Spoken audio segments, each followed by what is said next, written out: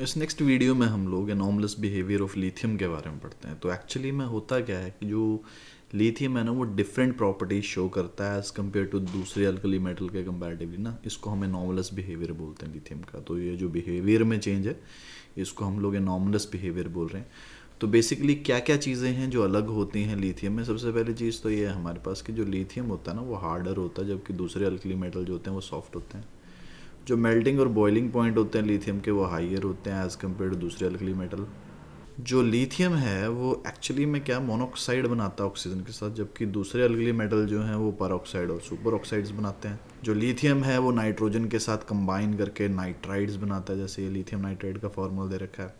Lithium hydroxide जो है वो एक वीक बेस है, जबकि दूसरे अल्कली मेटल हाइड्रोक्साइड जो होते हैं वो स्ट्रॉन्ग बेस होते हैं। जो लिथियम हाइड्रोक्साइड और लिथियम कार्बोनेट हैं वो हीट करने पे क्या हो जाते हैं, डीकम्पोज हो जाते हैं, जबकि दूसरे मेटल्स के जो भी अल्कली मेटल है दूसरे उनके हाइड्रोक्साइड और कार्बोनेट जो होते हैं वो थर्मली स्टेबल होते हैं। जो लिथियम है उसकी हाइड्रेशन ज़्यादा होती है और जो आयनिक मोबिलिटी होती है वो सबसे कम होती है। अब बेसिकली कॉज क्या है इस चीज़ का, क्यों लिथियम ऐसे बिहेवियर शो कर रहा है। बेसिकली होता क्या है ना, लिथियम का जो एटॉमिक साइज़ है वो छोटा है और आयनिक साइज़ भी छोटा है। इसकी जो आयनाइजेशन एंथैल्पी होती है ये दूसरे अल्कली मेटल के कंपैरेटिवली ज़्यादा होती है, क्योंकि इसके पास डी ऑर्बिटल भी एब्सेंट हैं। और इसका जो मेटालिक बॉन्डिंग होती है ना, इसके अंदर स्ट्रॉन्ग इंटर मेटालिक बॉन्डिंग होती है इसके एटम्स के बीच में। तो ये रीज़न है हमारे पास लिथियम के अनॉमलस बिहेवियर के। दूसरी चीज़ ये कि जो लिथियम होता है ना वो डायगोनल रिलेशनशिप में, किसके साथ डायगोनल रिलेशनशिप में, हमारे मैग्नीशियम के साथ। अब एक्चुअली में कॉज क्या है इस रिलेशनशिप का, होता क्या है ना, इनकी प्रॉपर्टीज़ मैग्नीशियम और लिथियम की प्रॉपर्टीज़ सिमिलर हैं, क्योंकि इनके एटॉमिक साइज जो ना आसपास के हैं। जैसे लिथियम का एटॉमिक साइज़ 152 पिकोमीटर के करीब है और मैग्नीशियम का 160 पिकोमीटर तक। और इनके जो आयनिक रेडियाई है ना वो भी आसपास के हैं। लिथियम का आयनिक रेडियाई जो है 76 पिकोमीटर है, मैग्नीशियम का 72 पिकोमीटर है। तो रीज़न क्या क्या है, दोनों की ये साइज़ में सिमिलैरिटी होने की वजह से ना दोनों की इलेक्ट्रोनेगेटिविटी सेम है। ठीक है, दोनों के दोनों लिथियम और मैग्नीशियम जो हैं वो हार्ड हैं। हाइड्रोक्साइड जो हैं दोनों के दोनों के वीक बेसिस की तरह एक्ट करते हैं। दोनों नाइट्रोजन के साथ रिएक्ट करके नाइट्राइड बनाते हैं जो कि आयनिक होते हैं नेचर में। दोनों के दोनों जो हैं वो ऑक्सीजन के साथ रिएक्ट करके मोनोऑक्साइड फॉर्म करते हैं।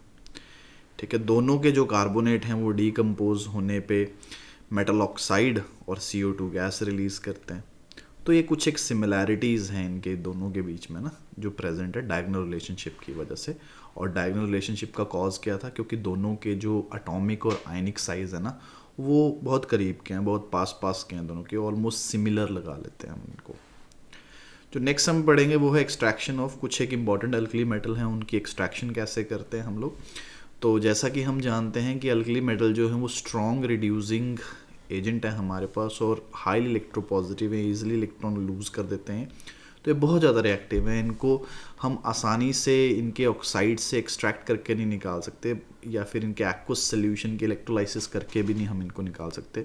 तो बेसिकली हम क्या करते हैं, हम इनकी फ्यूज्ड फॉर्म यानी कि इनको मेल्ट करके जो सोल्यूशन आता है ना हमारे पास उसकी इलेक्ट्रोलाइसिस करवाते हैं और वहाँ से इनको ऑब्टेन करते हैं। जैसे लिथियम की अगर मैं बात करूँ तो लिथियम में हम क्या करते हैं, लिथियम क्लोराइड की हम लोग इलेक्ट्रोलाइसिस करवाएंगे तो जो सोल्यूशन हम लेंगे उसमें 55% लिथियम क्लोराइड होगा और 45% KCl होगा। जो KCl है उसको ऐड करने का रीज़न क्या है, KCl ऐड करने से जो कंडक्टिविटी होती है ना इस सोल्यूशन की वो इंक्रीज़ कर जाती है, और जो फ्यूजन टेम्परेचर होता है यानी कि लिथियम क्लोराइड के जो मेल्ट होने का टेम्परेचर है वो भी डिक्रीज़ कर जाता है। तो होगा क्या, जैसे ही मैं ये लिथियम क्लोराइड का जो ये सोल्यूशन है, ये जो इलेक्ट्रोलाइट है मेरे पास, इसको मेल्ट करके जब मैं इसकी इलेक्ट्रोलाइसिस करवाऊंगा तो हमारे पास कैथोड पे लिथियम मेटल आएगा और एनोड पे क्लोरीन गैस इवॉल्व होती है। अब बेसिकली हम लिथियम को यूज़ कहाँ करते हैं, इसको हम लोग वाइट मेटल प्रिपेयर करने के लिए यूज़ करते हैं जो कि लिथियम और लेड का अलॉय है। इसको हम लोग स्कैवेंजर की तरह यूज़ करते हैं जो कि ऑक्सीजन को रिमूव करता है। जब हम रिफाइनिंग करते हैं, मेटल रिफाइनिंग जब करते हैं तो उसके दौरान ऑक्सीजन को रिमूव करने का काम करता है। नेक्स्ट है हमारे पास एक्सट्रैक्शन ऑफ सोडियम। तो सोडियम की एक्सट्रैक्शन के लिए हम लोग क्या करते हैं, सोडियम क्लोराइड और कैल्शियम क्लोराइड का मिक्सचर लेते हैं जिसमें 40% सोडियम क्लोराइड होता है और 60% कैल्शियम क्लोराइड होता है। ये फ्यूज्ड मिक्सचर होता है यानी कि मोल्टन मिक्सचर होता है। जैसे मैं इसमें से इलेक्ट्रिसिटी पास करूँगा मेरे पास कैथोड पे सोडियम मेटल आएगा और एनोड पे मेरे पास क्लोरीन गैस रिलीज होती है। और जिस चैम्बर में हम लोग ये सारे के सारे इलेक्ट्रोलाइसिस करवाते हैं उसको डाउन सेल बोलते हैं।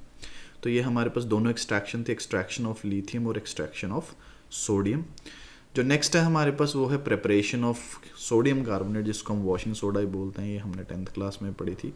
तो एक्चुअली में इसको सॉल्वे प्रोसेस से फॉर्म किया जाता है। तो हम लोग क्या करते हैं, जो ब्राइन सोल्यूशन होता है, अमोनिएटेड ब्राइन सोल्यूशन, उसमें से CO2 पास करेंगे और हमारे पास सोडियम हाइड्रोजन कार्बोनेट, जिसको हम सोडियम बाइकार्बोनेट बोलते हैं, वो बनेगा।